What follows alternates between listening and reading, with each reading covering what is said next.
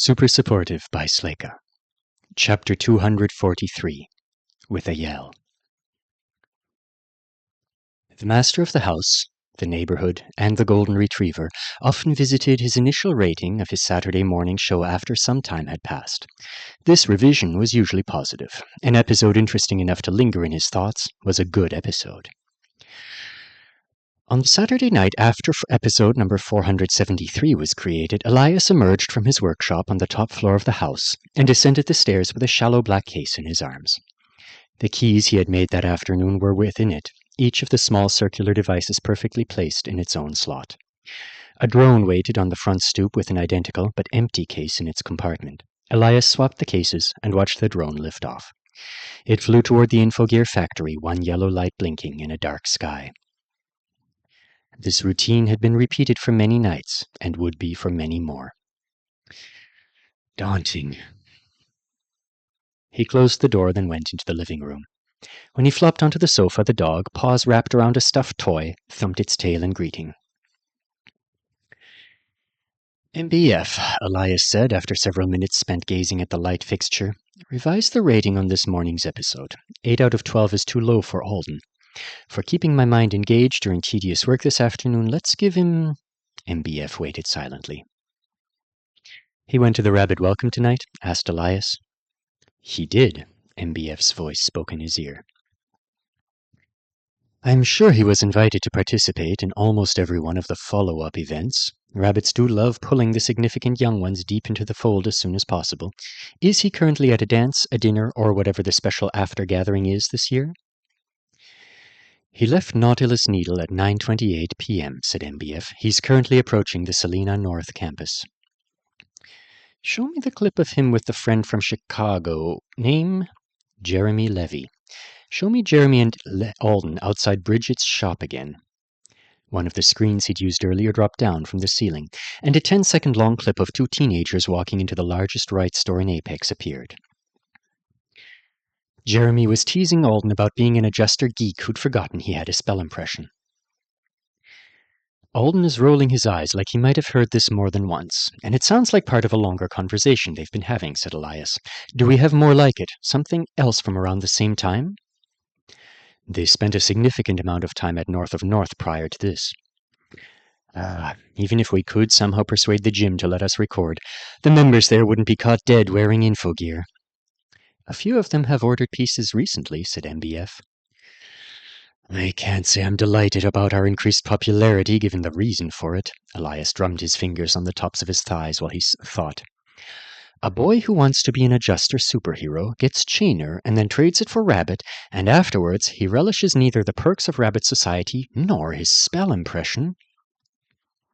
The most likely explanation I've come up with so far is Aulia's obscenely reckless word chain. I'm not ruling out the possibility that Alden was 5 minutes away from trading Chainer for Adjuster on the eve of the Elber Girl's memorial service when a live rabbit crossed his path, spotlighted by a moonbeam breaking through heavy clouds, and he took it as a sign from God, not realizing it was just a setup to make him the delivery boy for Aulia's little killer. By the way, is anyone suspicious about that situation beyond the expected amount? Not to my knowledge, MBF replied.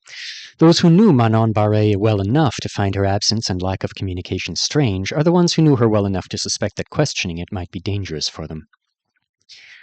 I see, and Aulia couldn't have arranged a more effective cover-up than the one we just endured, a wealthy rabbit not returning to Anesidora after a deadly disaster, in which the system showed a relatively low interest in protecting her class. Even Archie wouldn't bother looking into it. Are we sure Aulia didn't drown the country a little bit on purpose to protect Hazel? It isn't likely that... I was joking, of course, MBF. He looked at the clip frozen on the screen, focusing on Alden's face. I almost want to tell him how perfectly he vanquished his enemies. When Aulia called to request we block access to any suspicious records of Hazel, the information you put together about how it had all come to pass painted such an elegant path of cause and effect. Somehow, during Alden's first assignment as an avowed, Manon Barre makes an error, and he obtains a piece of her truth. He keeps it to himself. After he finally lands on Anesidora, he continues keeping it to himself, for weeks. He is apparently waiting for her to be away from Earth so that she can't respond to his attack. Then, when he decides it's time, he informs. Elias clapped his hands together once. Based on the activities of her underlings around then, I think he even had some theories about their hierarchy and the limitations of her control over them that he was trying to leverage by staggering the release of his knowledge. I'm sure he was ignorant of many things, but he was correct about enough to wound her. Elias extended his index fingers and began to draw one slowly through the air toward the other. Manon returns to find her people upset and her power threatened. Angry and under stress, her flaws strengthened, and her self-control weakens. And that's when Alden attacks Hazel Velra with the same weapon. Damaging, damning truth. His other finger began to move. Hazel has been made fragile by the pressures of her family, her disappointing rank, and her genius. When the boy's accusation forces her grandmother to publicly scold her, she shatters. And Manon, not at her best, is too eager to pick up a broken Velra. She must think she can use Hazel without getting cut. His fingers met. She was wrong about that, and she was the only person positioned to understand how it all came to pass. She had much more information than you and I. Do you think in her final moments she gave him any credit for it? If she and Hazel hadn't defended Alden's sense of right and wrong, they wouldn't have ended up in that room together. He dropped his hands. Well, I'll give him credit for it. One belated point for that incident, because I've enjoyed thinking about it, even if it wasn't part of today's show. Victory through the acquisition and release of secrets deserves at least that much from the informant. Let's see. Only 1 point more for the mystery of why he picked his class. His discovery of a skill that's limited to a single user could have been the result of gloss effects on that day, but if that's what happened, it would still be interesting to understand why it all needed to end up as it has. I can tell from the way you presented that puzzle that you don't have a likely answer for how he might have ended up with that class and that skill. Am I mistaken? You are correct, said MBF. There are many possibilities based on my collected knowledge of him. None of them are likely occurrences or perfect matches for what is already known. Elias nodded. But you do think you know something worthwhile about him that I might enjoy figuring out, don't you? That one tantalizing moment you put at the end of the show, the final scene. Show it to me again. In the clip that appeared before Elias a second later, Alden Thorne walked along a street in F City, a plastic rain poncho preserved by his skill protecting him from the howling storm that was keeping the sidewalk and street mostly empty. The scene had been captured by an info drone struggling to return to an owner who wore a matching info watch. The image wobbled wildly. The sound of Alden's laughter and the single word he spoke had not been recorded. His smile was brilliant, and the show ended on it. I appreciate the opportunity to practice my lip reading, MBF, said Elias. And I don't mind you making it a bit too obvious which part you think I'll have the most fun with. A single very significant word is most likely to be a proper name. And look at his face. He's either receiving excellent news from the person he's talking to, or that person is one he likes very much. Don't tell me if I'm wrong. The name is Stuart. And Stuart is someone Alden Thorne considers himself close to. You believe that you know who Stuart is, and that I know enough to eventually figure it out myself, even though you've given me almost nothing that seems to be connected to this in the rest of the show. And naturally, the answer must be important enough to earn its spot as the finale, without being so urgent that you'd just tell me to save time. MBF didn't respond. Thank you. You know I hate spoilers. Have the name Stuart appear on my calendar at random intervals so that I'm reminded of this. 1 more point for how much I'll enjoy coming up with the answer. That's 11 out of 12 for the episode. Give Alden the standard thank you present for being this week's star. Requests for information about him will be denied for 11 months starting now, said MBF. I will remind you when the clock expires.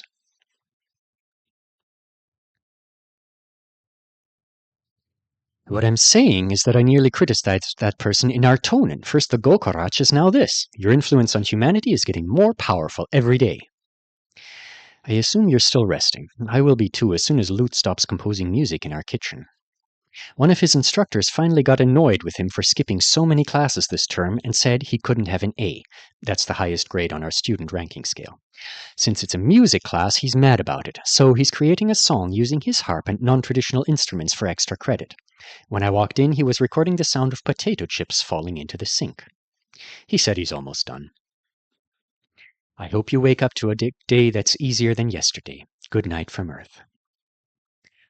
Alden yawned, sent the message to Stuart, and spent a minute listening through one ear to all the kitchen drawers being rapidly opened and closed. How did I lose just one of my good earplugs? Shouldn't it be both or neither? Did I swallow it in my sleep? The dorm's loosely observed quiet period wouldn't start for almost an hour, so it wasn't just Loot being noisy. Someone up on the third floor was shouting out of his window, because that was obviously the best way for an avowed to communicate with his sister in the girls' building. It was fine. Bed was comfortable. He was thinking Bo might text him soon, since it was 2 hours later in Illinois, and Bo could at least shoot him a message before he went to sleep. And Alden did feel like he had a few things he wanted to say to other people. Finding the right words might take a while. Dear Riada. Riada? Hi there, Riada Bess. Alden wove his Ariad through his fingers while he watched his interface, where his message was failing to magically write itself. I'll let the hardest one marinate in my subconscious while I send a different one. Maybe that'll do it. He started to the one faculty advisor who needed to sign off on his classes for the next quarter. It would only take a minute or two. Bo. Hey, you up? Alden. Hey, finally, I'm awake. Turn on video to see something awesome. Bo appeared. Still in day clothes, he was sitting on the floor with his back against his bedroom door. I see you found your way back to your dorm room. Truly, that is awesome. You're supposed to be admiring my light source. I can't hold it much longer. He moved his Ariad around, looking away from his friend's face so he could concentrate on the light he'd called. The beam was tight. It would be neat if he could just... Great. It went out. I wanted to make it more diffuse, like a glow. It's a spell that seems adjustable. The first time I cast it, I think I almost set my room on fire, which wasn't anything like what my book described. It's more demanding of me than I expected, too. I'm not strong enough to keep it up for long. I think because of what it is... Sorry, I'm rambling on, aren't I? He let his Ariad wrap itself back around his left wrist. What have you been up to all day? You can ramble. I'm interested even if it's not something I can understand the way you do. Alden, I'm calling the memory of light that's filled this space previously. Isn't that wild? He tucked his hands behind his head. There, my ramble is over. Your turn. Went to breakfast with Jeremy, said Bo. Hash browns! Reuben sandwich. That's a fine choice, too. Not normal breakfast food, but I used to puree chaos-altered lettuce and cover alien rice and beans with it, so who am I to judge? Yum. Natalie owes me cinnamon rolls. I'll try to keep one hidden for you in the freezer while I wait for a package teleport slot, but I can't promise. What was the rest of your day like? He waited. Alden, are you really thinking you won't do the superhero thing like you always wanted? Alden blinked. I thought we were on you now. Why do our conversations keep going back to me? I was about to ask you some stuff about your own plans. Alden shook his head. Are you sure I'm not screwing that up for you? By being what I am? Alden couldn't tell if Bo was very worried about it, or just a little. His tone wasn't giving much away. If it's because of you, then it's only 10% because of you, said Alden. And 90% of it is me figuring me out. I still admire so much about Hannah's goal of being a support hero, but... Doesn't fit with the new hero type you're crafting for yourself? It's not that. It's less big picture than that. Me pulling away from my old vision in this case is based on some practical basic stuff. Like engaging with the unexpected, the question is usually, what would you do? And my answer half the time is either, I'd do nothing, or I'd do something I actually think is wrong to prevent another superhero from doing something I think is wronger. I think working as a city hero like Hannah did, I'd get tired, and probably fired, rapidly. So even if I do decide to slip into a costume, something less like that and more like what Haoyu's parents do, or Instructor Fragment would be better for me. Why? Bo shrugged. No major reason. We touched on the topic for a couple of angles since I got back. You told me you weren't going to devote a ton of time to making nice with the Chicago team, even though they're giving you an opening. That's a big decision. I just wanted confirmation. Confirmed. Your being a technical criminal isn't the main factor in this decision. Every other decision in my life is about you, of course. I can't get you off my mind. I only chose my Azure Rabbit trait because I suspected it would make me jump higher, and... If you say what I think you're going to say, you dumbass! I just wanted you to look at me the way you look at frogs. You are not funny! And why are we both laughing?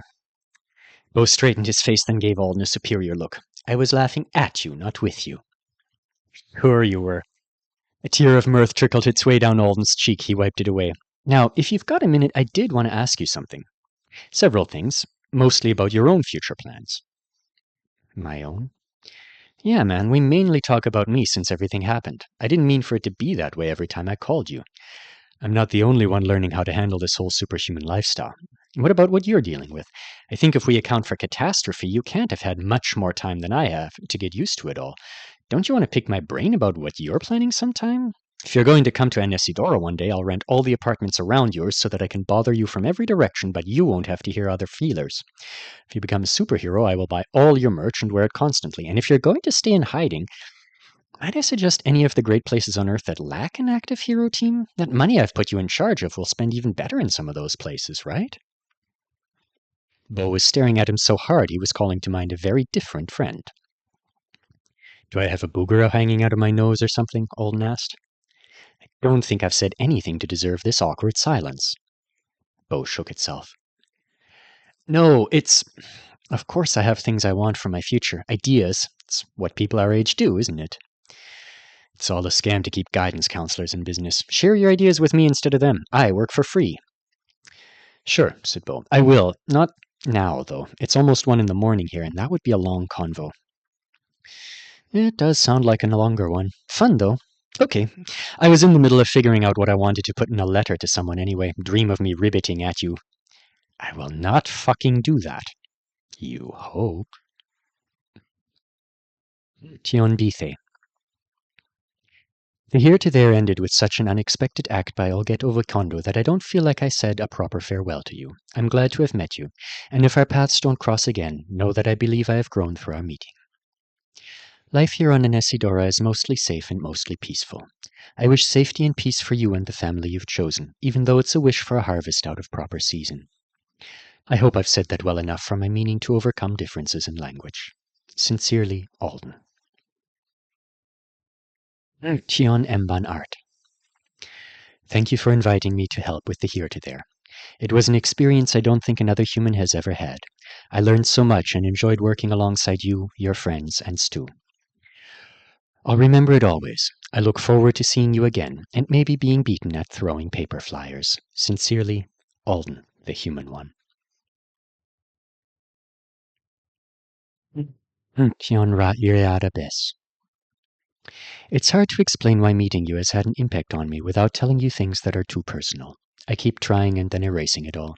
I'm sorry that in this version I'll probably tell you more about myself than you wanted to know, and still not everything I wanted you to hear. In a way, I died on Moon Thagund. I didn't lose all of me, but I lost so much. And when I came back here to Earth, I thought I'd never stop grieving for all the missing pieces and fighting against who I am now and all the ways I feel different. Sometimes I still grieve. Sometimes I smile even though I'm screaming inside because it's rarely okay to show your darkness to someone else, and it's never easy. Right now, I want to take those words back and not show them to you. I hope I don't. I hope I leave them in.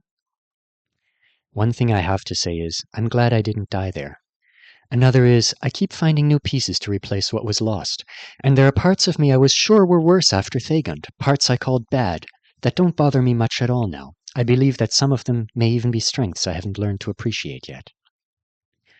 It was so hard for such a long time, even after I came back to this place I thought would feel like home. If you'd met me several weeks ago, you'd have met a Spa freaking out and slicing its belly open on rocks, trying to make itself fit back in. I hope that you read the poem you were standing on at the train station, or you're going to think that sentence was very weird. I'm seeing a mind healer. I'm facing my fears in my dreams instead of letting them consume me. I saw you folding the Kuba skins, and I won't presume to know what it meant to you, but in watching your action I recognized a weakness in my own compassion that I will try to make better. I couldn't have done any of this in the immediate aftermath of Thagund. I couldn't have done it without the help of people who've been looking out for me. Stu is one of them. I know you have people like that too. I'm sending you a picture of Everly Kim trying to keep her new exfoliating cloth away from everyone in our class who wanted to touch it. It was funny, Cone said to thank you for buying it. I'm honored to know you. Thank you. I hope I'll see you again. With a yell in my throat, Alden.